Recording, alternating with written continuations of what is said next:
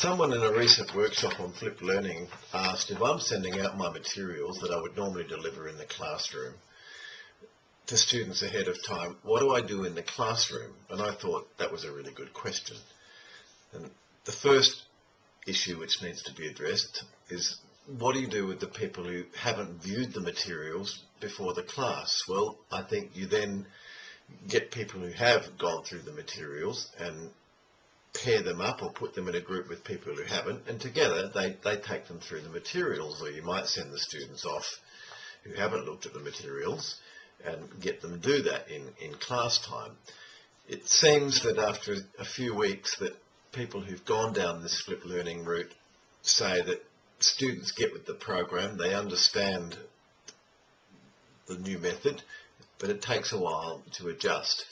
I guess a couple of principal ideas. You're no longer, of course, standing out the front delivering content. So you stop being a teacher instructor and you become more of a facilitator. So you're floating around the room and you're organising activities according to where students are at. So probably you're not going to have students all doing the same thing as you might have done before.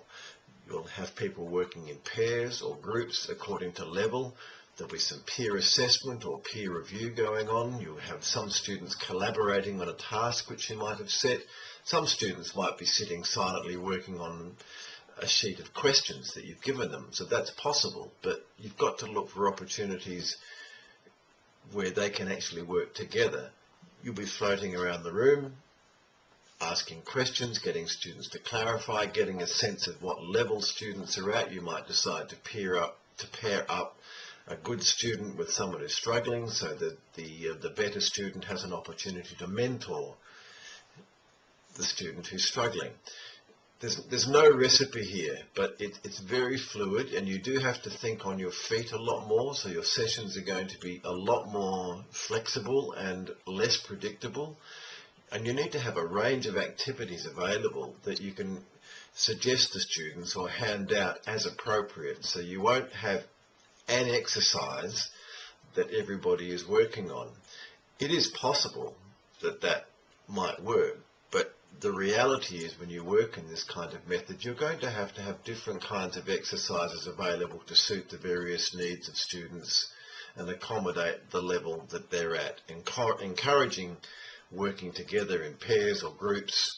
So there's a lot more collaboration going on, and again, you're floating around keeping an eye on everything that's happening as a facilitator who's asking questions, provoking people to think a little bit deeper, and clarifying things for students as necessary. So there's no recipe or formula here that works, because it really is going to be different every time. So you're not standing out in front and delivering. You have to be a lot more flexible and able to address individual or group needs as they arise.